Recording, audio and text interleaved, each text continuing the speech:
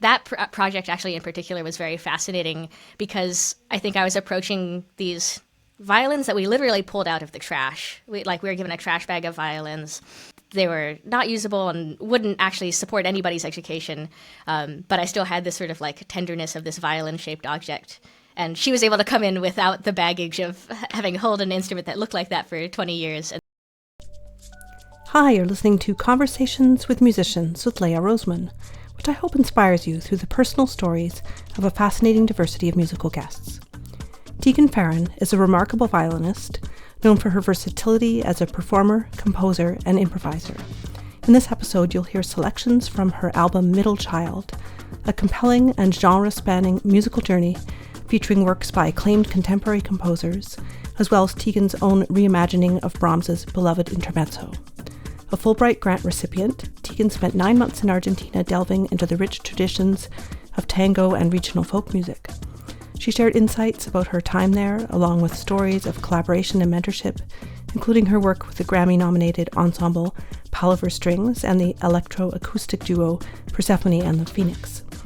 Tegan has also built a dynamic career as an educator and has studied under renowned teachers like Danielle Belen. In our conversation, we touched on her diverse teaching experiences, the importance of injury prevention, and her parallel path as a certified personal trainer. Like all my episodes, you can watch this on my YouTube channel or listen to the podcast, and I've also linked the transcript. It's a joy to bring these inspiring episodes to you every week, and I do all the many jobs of research, production, and publicity. Have a look at the show notes of this episode where you'll find all the links, including different ways to support this podcast. Hi, Tegan. Thanks so much for joining me here today. Thanks so much for having me. You know, I've been listening to your album Middle Child, which we're going to focus on today, over a period of many weeks and many times, but I was listening to it again this morning, and there's so much there, so I'm hoping we can do a deep dive. But I'm curious, when did this project get started? I think in many ways this project started when I was growing up in Buffalo. I have two brothers, so I am literally the middle child. And so I've spent, decades at this point thinking about that sort of status in family, but also status in community. I have always felt sort of like a chameleon in many social settings. And so in a broader philosophical sense, this project has been something I've been orbiting around for many years. But the actual work for the recording and the production of the music started maybe about 3 years ago, where I started to really put together the ideas of who I wanted to collaborate with and how I wanted to share this intentionality in a sonic setting. Okay. Now, this Brahms Intermezzo, which is the sort of anchor point. Yes. Did you grow up listening to this? What's your connection with this? I did. It was a piece that I sort of kept interacting with and kept finding at different points in my life. I had heard it in high school, and there's a Mendelssohn quartet that uses a sort of similar structure. The A minor begins with this beautiful chorale opening that always sort of struck me as the closest thing that we as string players got to the beauty of the intermezzo. And then I think it was maybe even the first concert of undergrad, we played an orchestration of the Intermezzo by Bright Sheng that was called Black Swan. And that was just amazing to me to hear sort of the full actualization of what the different colors could be. And, I did my piano class in undergrad, and I play enough that my Suzuki students I can accompany through like book 1, book 2, but I didn't have the wherewithal. And so I always had this desire to try to embody this music. So I figured what better than through violin choir and being able to literally play with other versions of myself. Yeah. So on this, you're playing viola, violin, and bass violin? Yeah, so there is a track with viola, that's the Ko Noa, with singing as well. And then the Brahms Intermezzo is 4 violins, and then, yes, that bass violin, which is an octave and a step below standard violin tuning. Okay. Yeah, it took me a while to wrap my head around this album, I have to say. Like, there's a lot there. And I was really curious about these collaborators. First of all, was anything co-composed or co-improvised on this album? In the sense of showing many friends various aspects of both the Laurie Anderson arrangement and the Brahms arrangement, that was definitely a community work in terms of getting feedback. But I think the most distinct thing is that there's 3 of these remixes of the Intermezzo. And that was maybe more of a game of telephone than necessarily directly co-written. But that was a lot of fun for me because what I got to do was record the stems of the Brahms and then send each individual bit to these 3 remixers who then could layer on top their own things and manipulate the audio that I had sent them and create something completely new and completely theirs, but that I still got to hear myself being a part of in a really special way. Yeah. Yes. Very, very interesting to hear that. I think at this point, it'd be good if people heard a clip of the Brahms Intermezzo. Absolutely.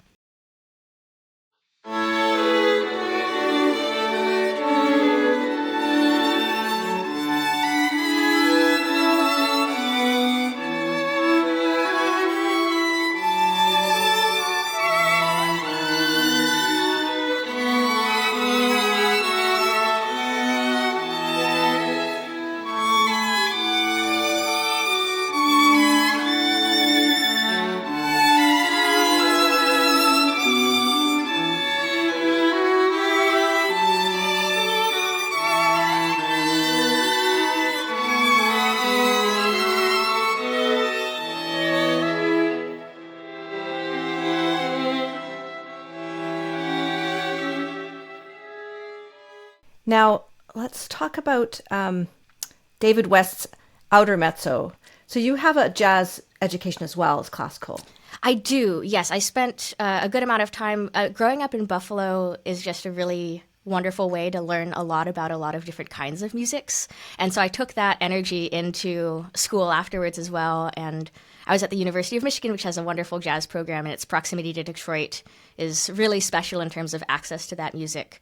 And Davis, I always tell people he was like my violin older brother at school. He was the other jazz violinist in the program when I was there, and that's how we met.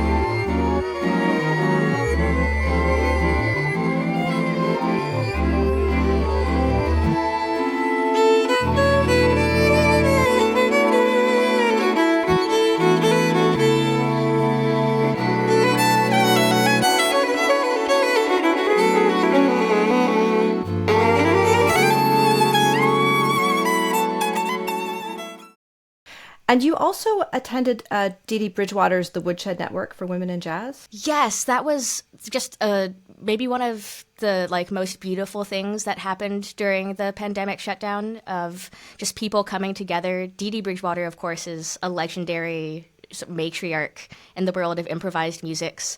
And I believe I was part of, not the inaugural session, but one of the earlier sessions where about a dozen women and genderqueer folk would gather on Zoom and talk about the various aspects, not just the musical content, but how we're pitching ourselves and how to take care of your body on tour. And that was a huge influence on the way that I approach my teaching these days. Okay. Now you are you're focused on social change through the arts, and I know a big part of this is Palaver Strings, which Yes. you helped to found. Actually, I was lucky enough to come in around the 10-year mark of Palaver really? Strings. Oh, okay. Yeah, it was some amazing people at in Boston founded it. Now, if I'm doing my math correctly, about 12 years ago. But I was able to come in. I met them. And I officially joined the 10th anniversary season. And that was a lot of fun to be able to just pour energy into a machine that's already chugging in a beautiful way. Yeah. So can you tell us about what you guys do? Absolutely. So Palaver Strings is a musician-led ensemble based in Portland, Maine. There are 13 of us making up a string orchestra, and we're all about practicing democracy as much as we can in the relative space, safe setting of a musical rehearsal and performances, but then using those as ways to start conversations in the community. And so I'm actually getting ready. We have a beautiful sort of Palaver-only program coming up next week, that I'm preparing for, where we're playing the Shostakovich Chamber Symphony and some Yoshimatsu and John Crigliano. But the other aspect that I really love is that it's very, very collaborator focused. We have commissioned work from Kinan Ozme and have a music video coming out there. And we just recently finished a tour with the South African jazz singer Vuyo Satache and pianist Chris Padishaw. And so there's this ability of being able to step deeply into a space and explore that vernacular and translate it to a body like a violin that is familiar and be able to have this sort of cross-cultural exchange in that setting. And members of the group also compose sometimes? They do, yes. And we're trying to do more and more of that. Just as when you can compose specifically for people that you know that deeply, it makes that much more of a special connection. And it's been wonderful, too, because everybody in the group is coming from slightly different backgrounds. Most of us are classically trained through the sort of traditional institutional realms, but people are also coming in with a lot of fiddle background, old-time music background. We have a violist who is just an amazing global voice expert. I'm able to bring my tango training in, and so it creates this really fun blend. So I'm guessing it wasn't a traditional audition to join the group? It wasn't. It's because it is so community-based. There's so much getting to know each other that is part of that process, and so I actually subbed with the group for about 2 years and just getting to know the way that they ran the rehearsals, how they do their programming. They got to know how I interacted with the group. And then we had just a very open conversation about what the goals of the ensemble were and what my goals were and how they aligned, and sort of both the time that I felt I could give to the group and also the resources that they felt they could give to support my interests. And it was very nice to have that sort of clarity and transparency in the process too. I think the unique thing about the group is that all 13 of us are co-artistic directors, and so there's, as much as we can, having equal voice in all things, which, as you can imagine, there's a lot of discussion and there's a lot of talking and things move slowly, but I also am given the confidence that every action is done with intention and thought. So is there consensus building, or do you sometimes have to go with majority opinion? Depending on the particular setting, we'll either do a majority or consensus building, but I think philosophically we try to go for consensus building just so that everyone truly feels on board. And even if it's not your first choice, feeling like you understand the reason behind it, I think is sort of our MO. Yeah. So I guess it's been a few years now since you joined them, but when you were getting to know them and you said you expressed your interests and they saw how they could support them, what have those changed over time, and what were those interests at the time? For sure. I mean, I think coming into the group as a guest, I was definitely more focused on the what's happening on the concert stage side of things. The first tour I did with them was this beautiful program called Welcome Here, where we worked with immigrant and refugee communities and also indigenous communities of Maine to tell stories. And so we had these musical settings and these 3 wonderful storytellers on stage. And we were able to discuss different styles and experimentation and how to do that idea of translating one musical idiom that might use instruments that we're not playing into a space with instruments that we are trained in. And so that was maybe my primary focus, was how do we do more of this? How do we cultivate these kinds of collaborations? And since I've gotten to know even just the community of Portland, Maine more from being there, as well as the tour paths that we go on, I feel like I've been more empowered to get involved in the education side of Palaver. In addition to the touring ensemble, there is an after-school music program that has been growing. I think it's almost at 100 students now. And so I've been able to work with the education director to create curriculum for those students that mirror what we're doing with the touring ensemble. For instance, we're doing a 12-bar blues project right now that was going along with the South African jazz singer that we worked with on tour. And so that's been really fun to kind of get more into the behind the scenes and a wider age demographic working with some of these young students. So you mentioned this program where you guys were playing instruments that weren't your primary instrument? Oh, I just mean translating music from the berimbau of Brazil, and how do we make a viola sound like that? Oh, okay, got it. How far is it a commute for you from Ithaca, where you're based, to Portland?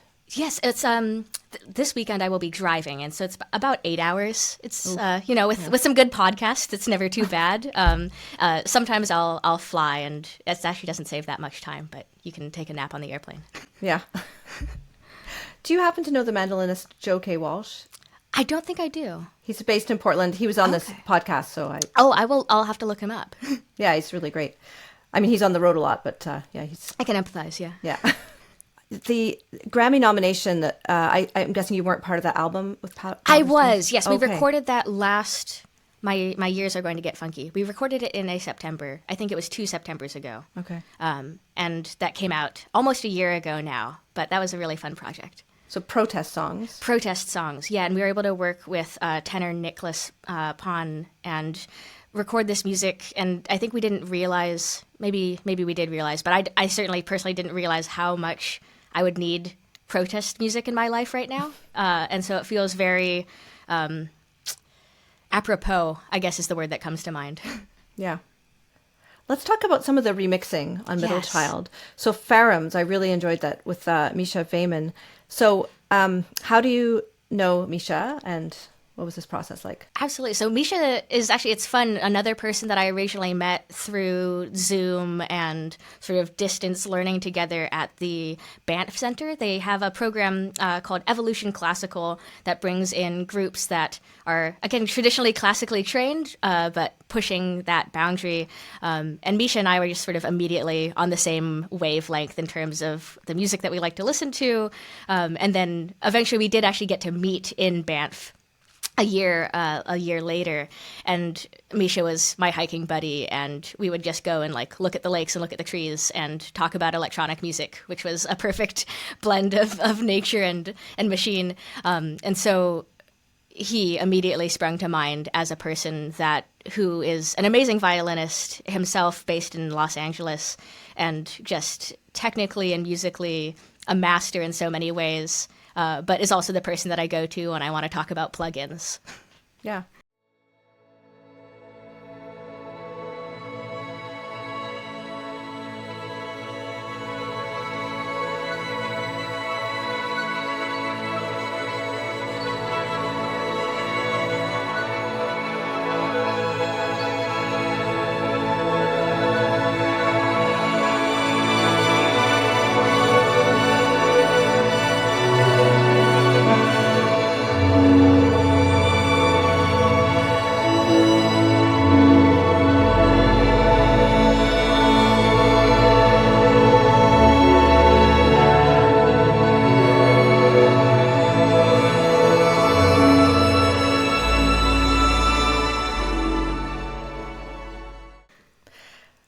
Now, Persephone and Phoenix duo. Yes. Like talking about electronics. So with Nicole Brancato. So you guys you have an album coming out later this year? We are hoping soon.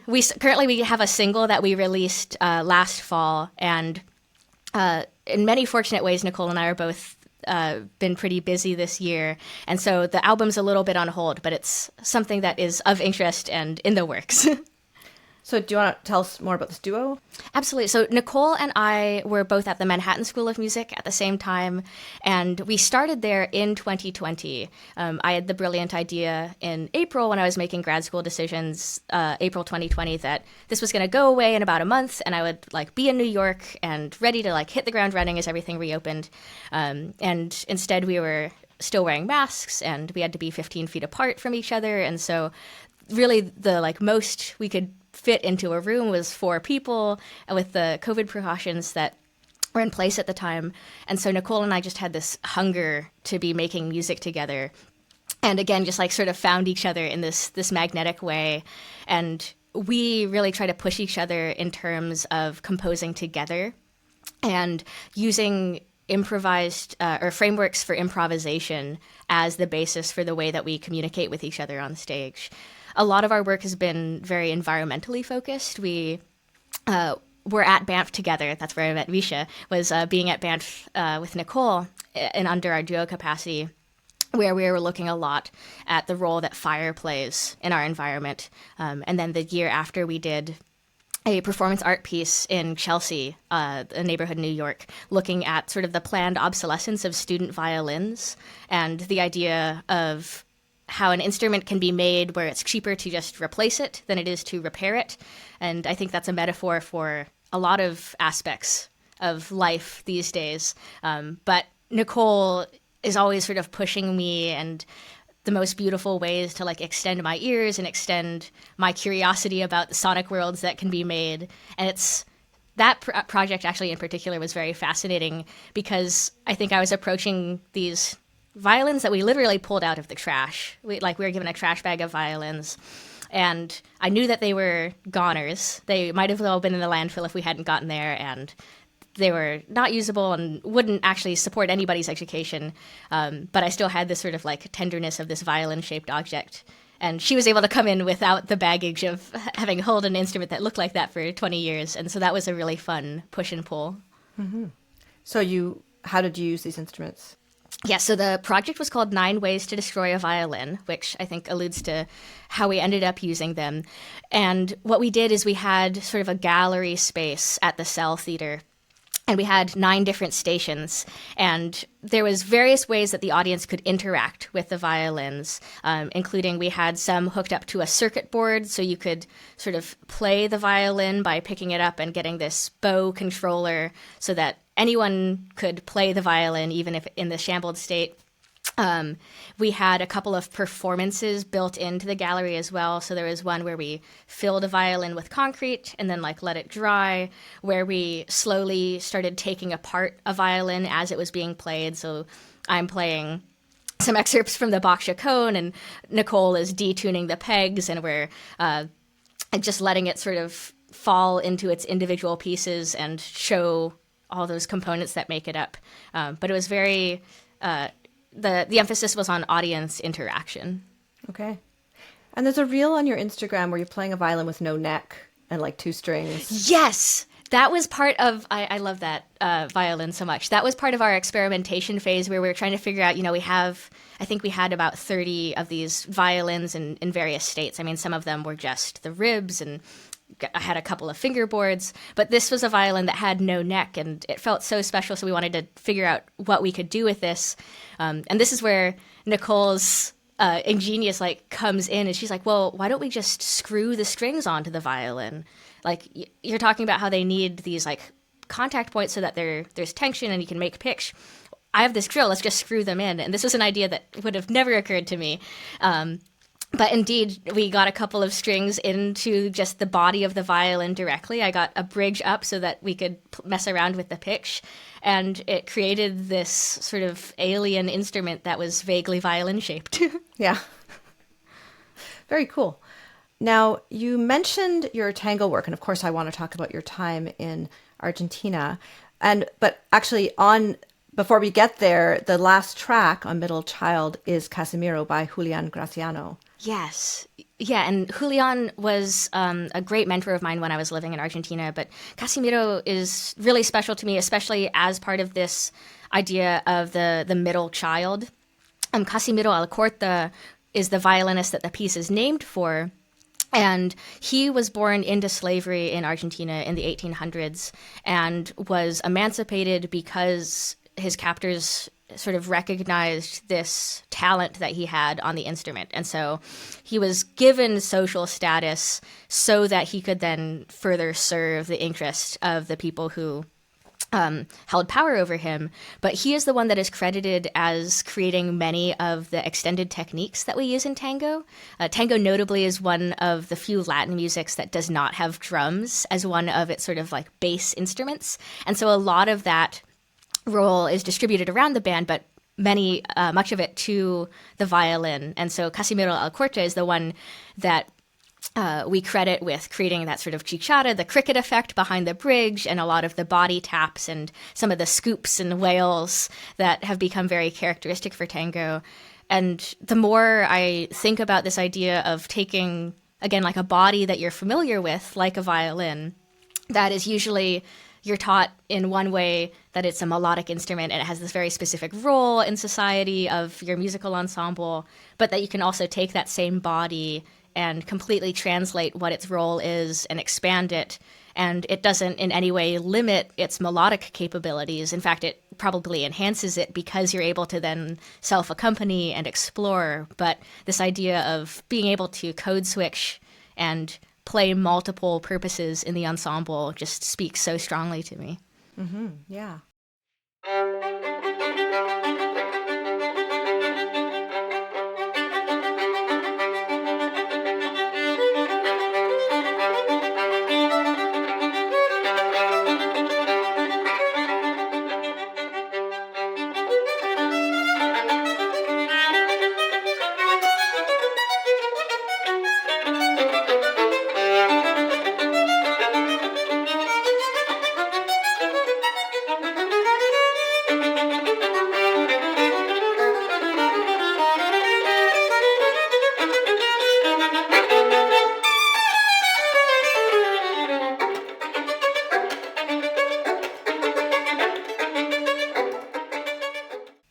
Now, how was your Spanish before you went to Argentina? I told people that I was really good at living in the moment because I could speak in present tense Spanish. Yeah. I had the opportunity to do a little teaching in Detroit, Michigan when I lived there, and there is a very strong Mexican community there. So I had some practice, luckily, with some music-specific vocabulary, but there was a real just learn out of necessity of living there, and especially living in Argentina. I'd previously been in Mexico, and my teachers in high school were from Spain, so I had those accents in my head, and then going to Argentina, even the Spanish I thought I knew, I felt like I didn't recognize at first. Yeah. And you spent a full year there? I was there 9 months total. I got back just in time for the COVID shutdown, but I was there for almost all of 2019. So you left a little early because of COVID? You know, it ended up being just a coincidence. I left to go home and see my family for the holidays, and then stayed there. Yeah. had planned to go back, but didn't. Okay. Did you leave stuff there? Or? You know, fortunately, I did not. I think I'm a little pack rat tendencies, and so I just brought everything with me, which ended up working out. Yeah. That must have been hard emotionally. I mean, you had planned to go back. It was incredibly hard. And I think there was, you know, the two aspects of I'm going to stay in touch with as many people as I can. And also the, like, I'm not going to talk to anyone because it is too intense and, like, I'm too sad to even see what's happening, that I would sort of oscillate between. And certainly there was moments where the orchestra that I was playing with played in these, like, beautiful theaters that were at the end of sort of our training program. And there's a lot of just like so much happiness for my cohort and so much sadness to not be on the stage with them. But also just a lot of good reminders, I think, as I was seeing the way that my friends in Argentina were being given or not given resources to handle what was happening in March 2020 versus I was living in relative luxury in Southeast Michigan and quite comfortable in terms of resources. And so it was a very helpful, just sort of like grounding and also keeping my awareness global in that setting. Yeah. Yeah, you know, I just started to study Spanish at that time. My teacher lives in Buenos Aires. Oh, amazing. So I was, you know, talking to her. Yeah, brings me back. Well, let's talk about your tango album of solo violin music. Oh, thank you. Yes. Little things. Yeah, well, so for one thing, I was curious to get some of this music. Thank you for checking that out. Yes, and that is a huge component of that project. Was sort of the distribution and the making available of this music, and so Little Things is a set of what I think of as musical postcards from my time in Argentina, and it's different music that I've either arranged myself or somebody that I was working with when I lived there wrote for me. And it's this idea of how has it been globalized and how does it intersect with different musics that we play? And so there's one that is very inspired by the Bach chaconne and uses that sort of passacaglia. There's another that I arranged that takes the bass line from the Bieber Passacaglia, which is just a favorite of mine, and combines it with a tango melody called Bandoneon Arraballero. And so then I use some techniques from Bach's Second Sonata and that sort of pulsing bass, but was able to arrange it. And it turned out to be a really good companion coming back to the States, because a lot of that music was trying to fit as much of what we might consider to be tango sound into the single instrument of a violin, which, of course, one of the great things about tango is all of the different people that come together to make it up. So it was a really interesting study and something that was nice to sort of have as I was quarantining. So you're the primary composer, but you're arranging traditional tango melodies in combination. Yes, yeah, and original tango melodies, and then also distinctly one of them on there, maybe my favorite, is El Silbador, which translates to the Whistler, and that is borrowing from I don't even want to say Argentine, but sort of the western part of South America, but Argentina, Chile, that folk music tradition. When I went down to Argentina, I went there under the auspices of studying music and national identity and looking at how music and the performing arts can bring together communities. Like, how do we form a group consensus of who we are through the performing arts? And I wanted to study more tango. I'd been playing since I was a teenager in Buffalo, but wanted to really dive in. And I got down there and was immediately told that tango was not, in fact, the national music of Argentina, and that was like a very urbanized, like Buenos Aires specific music, but it in no way represents the country. And so I, was taken aback and had to really examine what I knew about the country that was now hosting me and my awareness of how music worked. And so I was able to spend some time in the provinces learning more about the folk music of Argentina, which really has sort of a different way of representing the people that enjoy it, and is another way of bringing people together. And so that was a great opportunity to even just learn about urban-rural relations and what makes it beyond the borders of a country into the global awareness of what we think the country is. Yeah. And from what I understand, like the indigenous peoples are kind of wiped out down there, but is there still some people that are have that heritage? There are, and a lot of people also who are doing work to make sure or try to revitalize and keep those traditions alive so that we don't lose that sort of depth of culture and that experience either in the narrative, that it's something that we are aware has existed, does exist, will continue to exist if we cultivate it. Mm-hmm. So could we use a clip maybe from El Silbador? That would be great. Yeah, it's one of my favorites as well. And I'm glad it spoke to you. Yeah, and I'll just say that people can buy the music for that one and a couple others on your Bandcamp. Yes, and I will make sure that Bandcamp is actually distributing them.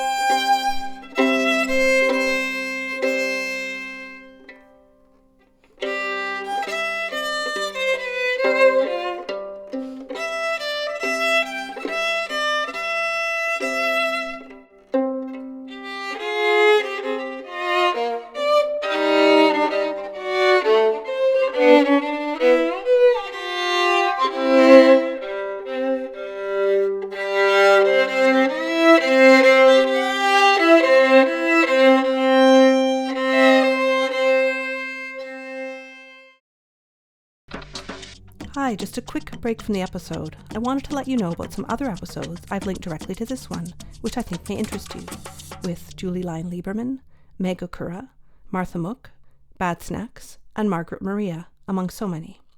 It's a joy to be able to bring these meaningful conversations to you, but this project cost me quite a bit of money and lots of time. Please support this series through either my merchandise store or on my Ko-fi page. You'll find the links in the show notes. For the merch, it features a unique design by artist Steffi Kelly, and you can browse clothes, notebooks, mugs, and more, everything printed on demand. On my Ko-fi page, you can buy me one coffee or every month. You'll also find the link to sign up for my newsletter, where you'll get access to exclusive information about upcoming guests. Finally, if you're finding this episode interesting, please text it to a friend. Thanks. If we could go back to Middle Child, so Stir Crazy by Carlos Simon. Yes. That was a pandemic experience piece. It's very good, and it's recorded with Leo Sussman on flute, who's your partner. Yes. Yes, Leo is the person who keeps me grounded, but also helps me reach for the stars. And so it was really special to be able to have him on the album in this capacity. And we were talking about this. Stir Crazy, I think, is maybe the piece that both of us have performed the most in our lives at this point. It's just, it's fast and it's quick and it's a good way to start a concert. And we both used to teach at DePauw University in Indiana, and so that was always our way of welcoming new students to campus, was this sort of the winds and the strings are coming together and we can shout at each other on stage and get out our frustration. But it's a lot of fun, and I think it's also fun because to me it's such a distinct piece in Carlos's compositional output too, that it's fun to see that side of him as in light of all of his beautiful symphonic folk works. Yeah.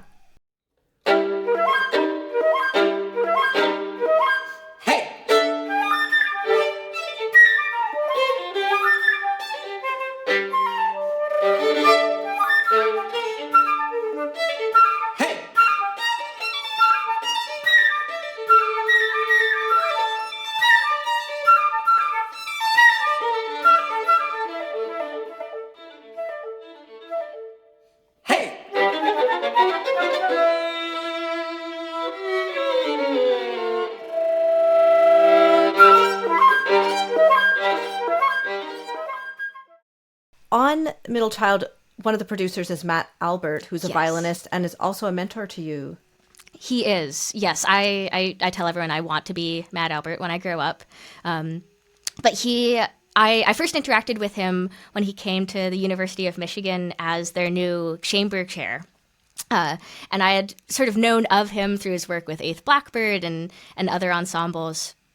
But he, to me, is just really the model of someone who is able to make space and bring in new voices and also demand high artistic standards while creating environments that are welcoming. And it's this magical experience every time I get to work with him. And so bringing him on was just a dream, because I think this work is something that I was I think this is music that I would imagine Matt would like, and so I want his input in all of the production of this. Mm-hmm. And he got you involved with the Cabrillo Festival of Contemporary Music as well? Yes, yeah. He has been principal second violin there. I'm not sure how long, but he is an institution himself in that orchestra, and so now I've been playing with the group. This will be my fourth summer this coming year. And that's been amazing to be in a section with Matt, because you do, as a section violinist, there's this wonderful opportunity of being able to fully embody the person at the front of the section and then look across at the other strings and just kind of create this hive mind blend of everyone together that's so powerful. And so to do that in a section led by Matt Albert is very dreamy. And then I also get to, as a second violinist, sit right in front of the winds and hear the way that they blend together. But Cabrillo is really special because of how they always most of the time they bring in the composers that we're working with. I think it's something 90% of the time the composer is there in the room with us. But I've just met some of my closest friends and influences through that orchestra. Okay. And I'm curious, when you were doing your undergrad at University of Michigan and he was Matt was your chamber music coach, was he encouraging you to play contemporary music? He was. I think in the senses that I was curious about it and bringing things up, and that he fully supported that. I've been actually very lucky that throughout my entire life, the path to contemporary music has always just felt pretty synonymous with the path to music performance in general. And so I think Matt facilitated that. I was definitely interested in playing in a Perot sextet, sort of modeled after Eighth Blackbird. That was really nice to work with him in that setting. But I also had a great studio teacher, Andrew Jennings, who was violinist in the Concord Quartet for a while. And then, again, growing up in Buffalo, we have the influences of John Cage and Charles Warren still at the university. And so this idea of working with composers felt always like something that was just part of playing violin. Tegan, you said playing in a Perot sextet. I missed what that was. Oh, yes. So the Perot sextet modeled after the Schoenberg Perot Lunaire instrumentation. Okay. I always tell composers it's my favorite instrumentation because it's your like pocket orchestra. You get your violin, often doubling on viola, cello, you get your flute, your clarinet with all of the clarinets that come with that, piano, and then these days pretty much everyone throws in percussion because that will just take care of the rest. Yeah. Well, we haven't really, at the very beginning, you talked a little bit about being a middle child, but in terms of your identity, there's more to that in terms of what you're exploring. Yes, absolutely. And so, I mean, I think on the most basic, I'm coming at this from this idea of feeling caught between genres. You know, I grew up in a Suzuki program and it was wonderful. And then I started to explore jazz and that was empowering, but I didn't necessarily find myself there. And then tango has been a huge component. And so there's this idea of genre blend. But then the more I've gotten to know myself, there's this exploration that feels very driving to me of just what is self. And so having my maternal family is ethnically Chinese. We've been in Hawaii for many generations. And then my father is English-Irish. And so we have all of these different influences that I don't see modeled anywhere else. I'm like, the only other people I know that are going through this sort of identity grapple are my two brothers, because otherwise, like this is like the one place where we have this specific mix. And then also just the opportunity to be able to explore ideas of gender identity and what that means and how we define that. And so feeling the sort of empoweredness that being in the middle can be, and also the opportunity for connection of like, okay, I might be the only one experiencing my specific blend or mix or question, but actually, look, I can see all of these other people who they themselves are caught in their own middles, and we can have this conversation about what that means. My master's thesis project was called Negative Space, and I think that was maybe the first attempt at answering this question, but it was very much looking at the idea of defining yourself by what you are not. And this idea of like, okay, I know where the borders of these different aspects are, and so therefore I can define myself by those borders. And that was, I think, a helpful step in the process, but middle child to me is much more a reflection of like, where are the overlaps and where are the borders permeable and how do things intersect to create something that is new. And this idea of being half of something, not actually being the truth of the matter, that I'm not half one thing, but I'm fully many things, and that I can utilize that for different means of expression. Mm-hmm. So the history of Chinese immigration to Hawaii that goes way back, were they brought as laborers or? You know, I'm still doing my own research too to find more about my family's history and why we came to China. And I know there was a little bit of back and forth across the generations too. Stories came to Hawaii? Oh, came to Hawaii. Yeah. Yes. Yeah. So I'm still uncovering exactly what the reasons are and trying to find out why. Yeah, I was just curious. Like in Canada, men were brought to work on the railroad, but there were all these racist laws that they couldn't bring any family members or women for generations. Right. Yeah. So it's something, and I think there's tenderness too in talking about it and like trying to find out more, and now being that far away from family, just physically being in New York rather than being in the state of Hawaii, it's it feels like every time I go back, I'm like, I'm hungry and I want to like find out this information, but I also want to like ask the person today how they're doing. Now, in terms of your, we talked a little bit about your time at University of Michigan. I was curious about Danielle Belen. How does she pronounce her name? Belen. Belen. Yes. Yeah. She seems like a great teacher and somebody I didn't know about. Oh my gosh, incredible mentor. Yes, that school was just amazing for me. Also in the sense that I was able to have so many different figures in my life. I started studying with Danielle my sophomore year because I went in freshman year studying with Andy Jennings, and it was wonderful and amazing. And we had these great musical conversations and sort of broad view.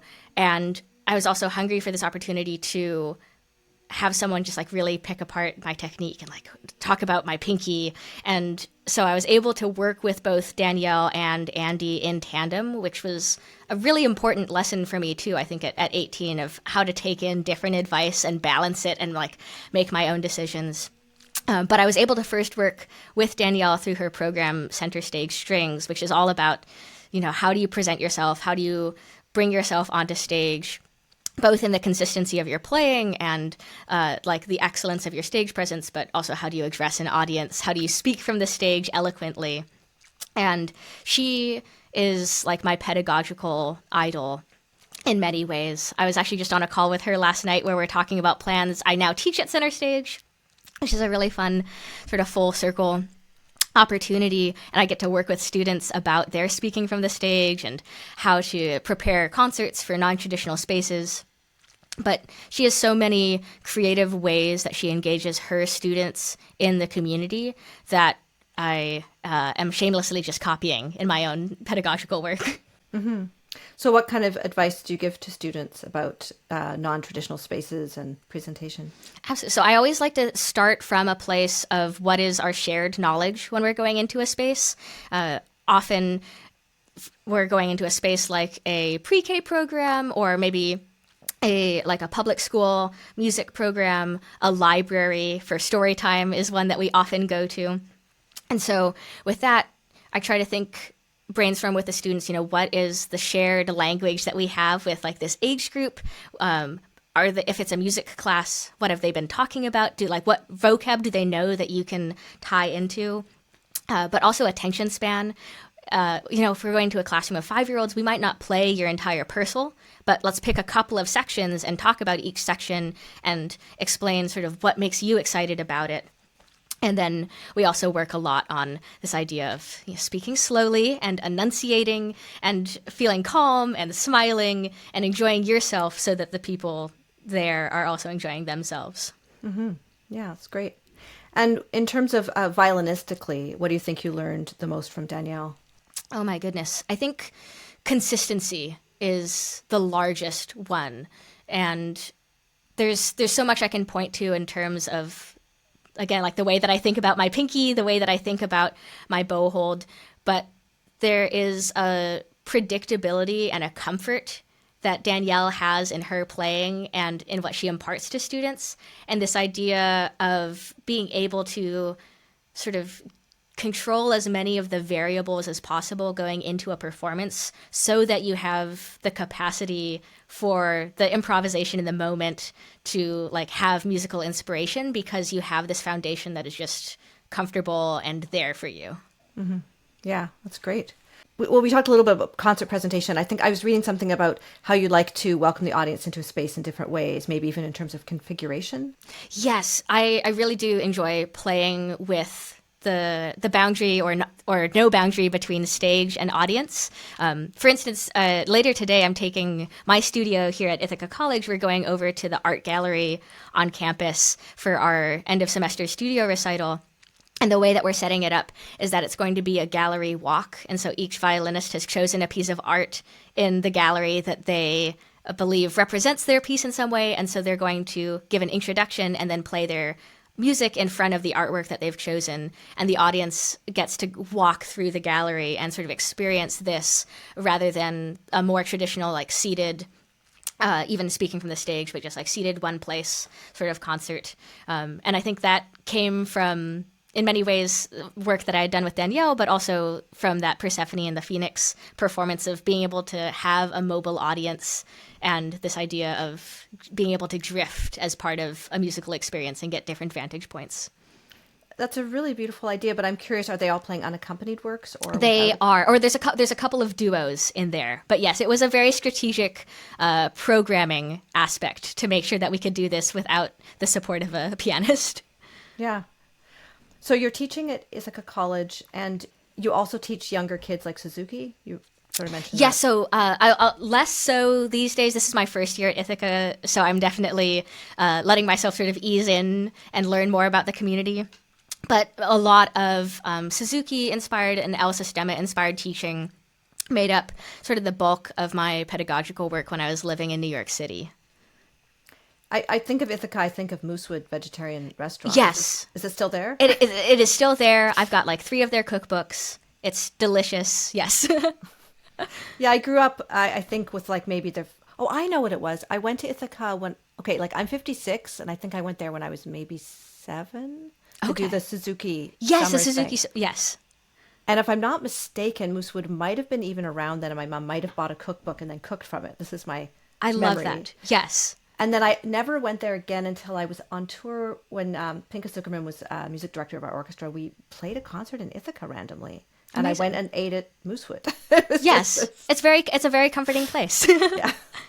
In terms of other teaching you've done, like you mentioned briefly in Detroit, was that through the Sphinx organization? It was, yes. Yeah, and there was an El Sistema program at the University of Michigan that I also taught through, but my primary teaching in Michigan was through Sphinx, and I was able to go to Flint for a few years as well through that overture program.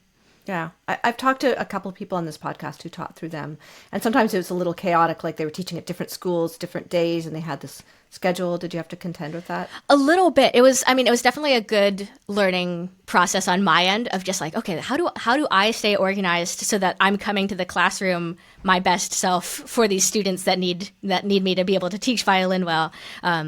But it's also been amazing to see the trajectory of the program. I've been able to stay in touch with them even after leaving Michigan. And so I think I've seen some of that growth from the like chaotic good to now just this like well-oiled machine. Yeah. What are some ways of dealing with a group of children like that it worked the best for you, especially since you were a young person at the time? Yes, I was fortunate where we always had at least 2 teachers in the room. And so that was very helpful where the ratio student to teacher was quite small. And then I think just having routine and like shared expectations of each other made such a big difference where I could come in and we would know that we would start the same way every day and that like we always would like be in a specific place, but then we would have like elements of choice built in as well of like, okay, now we're going to do our bow exercise. Here's the 3 that we have. Which one do we want to do today? And so being able to like both define parameters, but allow for agency made for, I hope, the most enjoyable education experience. But yeah, having the 2 teachers there as well was extremely helpful because it did give me the opportunity to then, if a student just really needed that one-on-one attention, one of us could go into another room and have that moment with the student so that even in a group setting, we're able to check in individually with students regularly. And in your teaching now with the college students, I'm guessing you're incorporating some creative time and improvisation with them?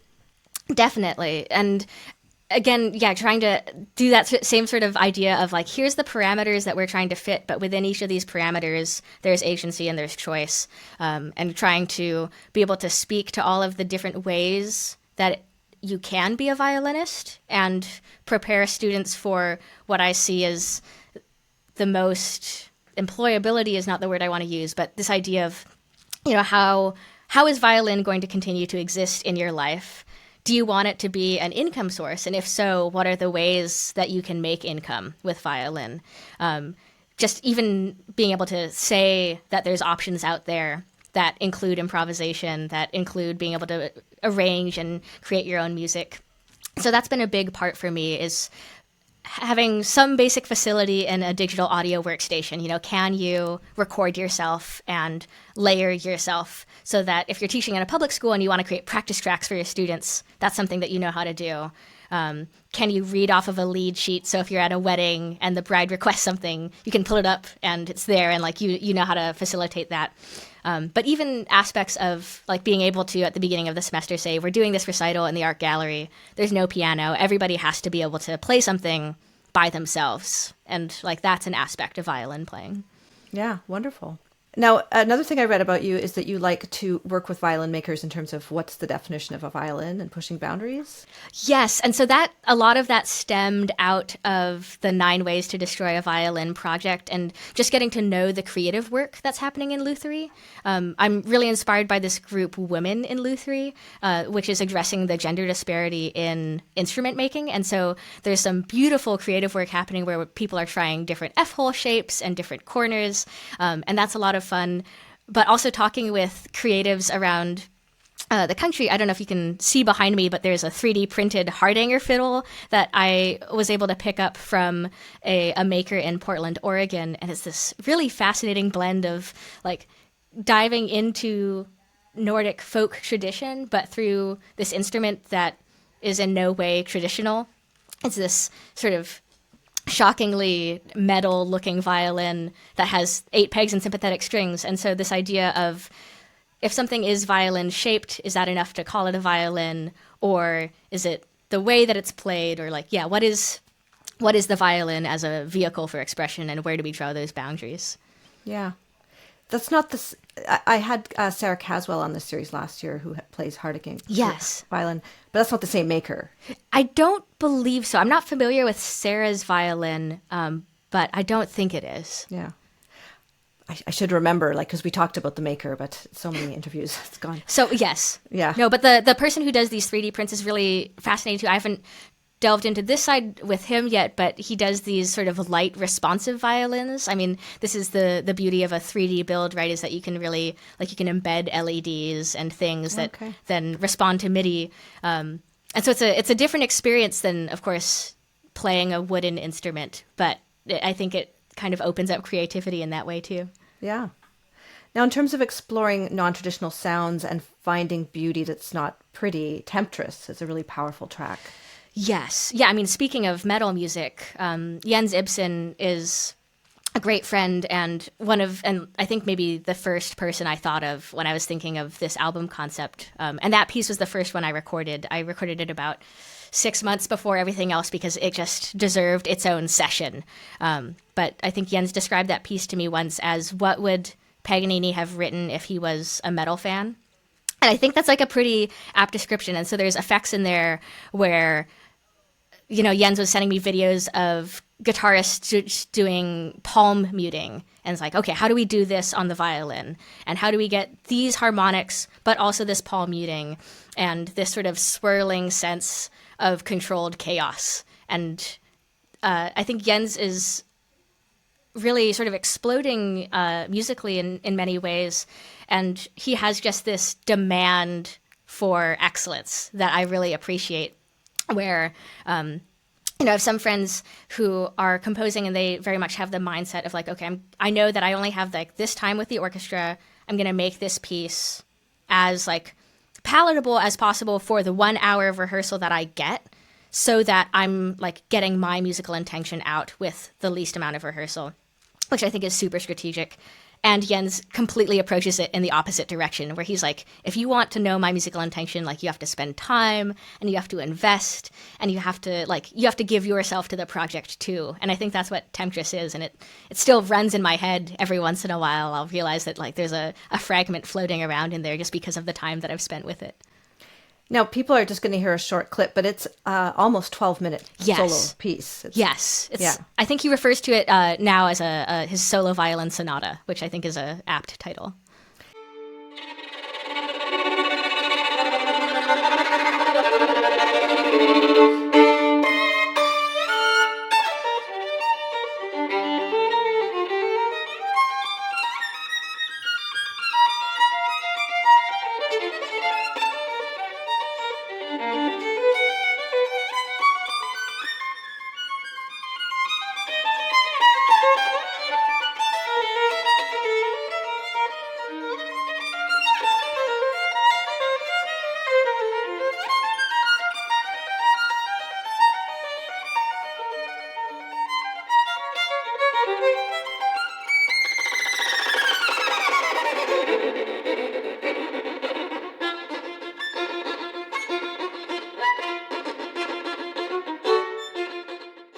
And, I should have said right off the bat, you're playing is so brilliant and expressive. Oh, thank you. Throughout the whole album. It's really wonderful. I appreciate it. And I really appreciate you taking the time to sit with it and visit it multiple times, too. Yeah, well, it needed that.